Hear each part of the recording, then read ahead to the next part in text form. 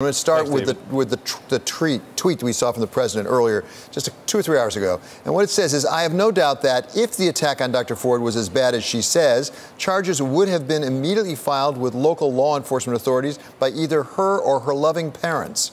I ask that she bring those filings forward so that we can learn date, time, and place. And my question for you, Joe, I mean, as someone who worked in a Republican White House, but also as an ordained minister, as a pastor, is this sort of language helpful to anyone?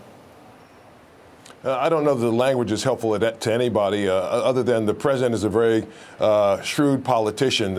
Even though he says he's not a politician, he's very, very shrewd, and the tweets do have an impact. He knows that right now Kavanaugh is about 10 points worse in terms of people opposing his nomination in public opinion polls than he was maybe a few weeks ago.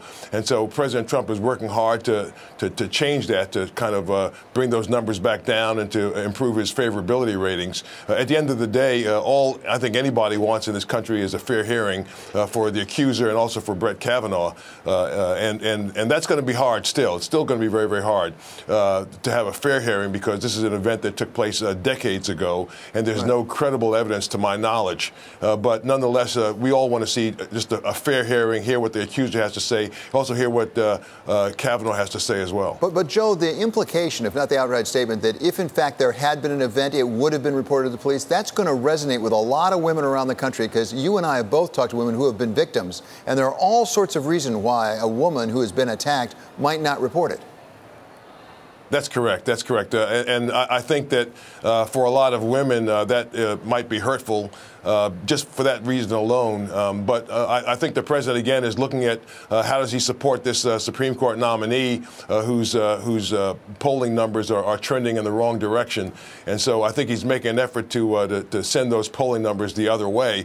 Remember, what really matters at the end of all this is how the Senate feels about this and how they're likely to vote, and whether or not there are enough votes for Kavanaugh to be confirmed in the end. I think right now he still has the votes that he needs to be confirmed, but there are key votes that will determine all this. Of course, people like Susan Collins, various others, some red state Democrats that will have a big hand in deciding whether or not he's confirmed. And Jeanne, Mitch McConnell earlier today said he expects a vote and he expects a confirmation. But that's part of the battle. What possible effects could this have in the midterms? When you talk about, on the one hand, women may be reacting to this. On the other hand, New York Times has a piece out today saying evangelicals want Kavanaugh confirmed or they won't vote.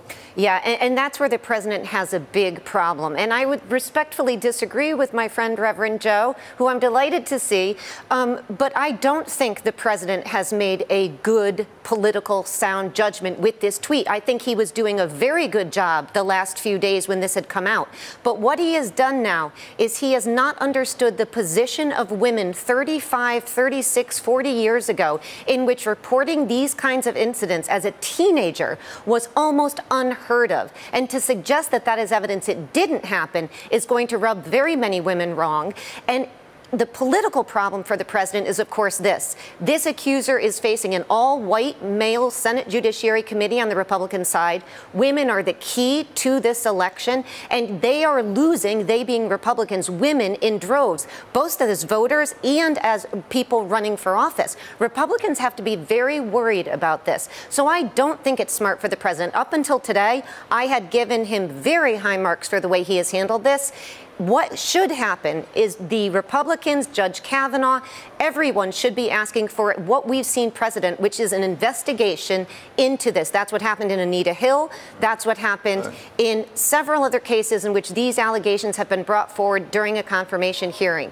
And so that's what needs to happen. And I agree with the Reverend, a full hearing on both sides.